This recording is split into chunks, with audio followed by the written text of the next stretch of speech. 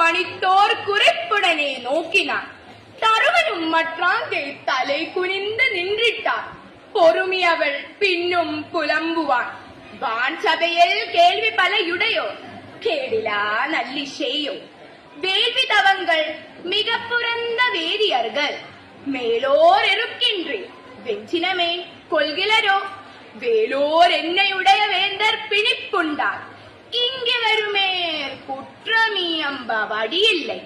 மங்கியதோர் புன்மதியாய் மன்னர் சபைதனிலே என்னை பிடித்தெடுத்தே ஏச்சுக்கள் சொல்லுகிறாய்.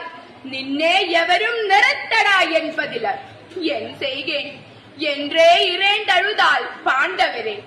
மின்சேன் கதிர் விழியா வெண் நோக்கு நோக்கினான்.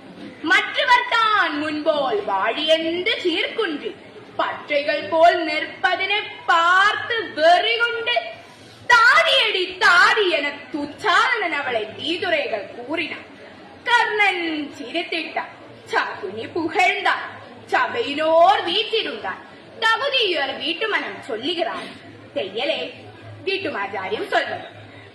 சூதாடி நின்னை உதித்திரனே தோற்றுவிட்டான். வாதாடி நீ அவன் தன் செய்கை மறுக்கின்றான். சூதிலே வல்லான் சகுனி தொழில் வெளியால் மாதரசே நின்னுட மன்னவனே விழுத்து விட்டான்.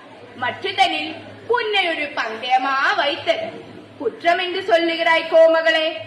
பண்ட யுக வேத முனிவர் விதிப்படி நீ சொல்லுவது நீதமனக்கூடம். நெடுங்கால செய்தது ஆணுட பெண் முற்றும் நிகரணவே. அந்நாளில் பேணி வந்தான் பின்னாளில் இத்து பெயர்ந்து போ. இப்பொழுதே நூலுகளை எண்ணுங்கால் ஆடவர் கொப்பில்லை. மாதர் ஒருவன் தன் தாரத்தை வீற்றிடலாம், தானமன வேண்டுவர்க்கு தந்திடலாம். முற்றும் விளங்கும் முறைமை என்ற வேறில்லை. என்னை அடிமையென விற்றுபினும் தருமன் நின்னை அடிமையென கொள்வதற்கு நீதியுண்டு. செல்லுநறி எறியா செய்கெங்கு பார்த்திடலோ. கல்லும் தடுங்கும் விலங்குகளும் கண் புதைக்கும்.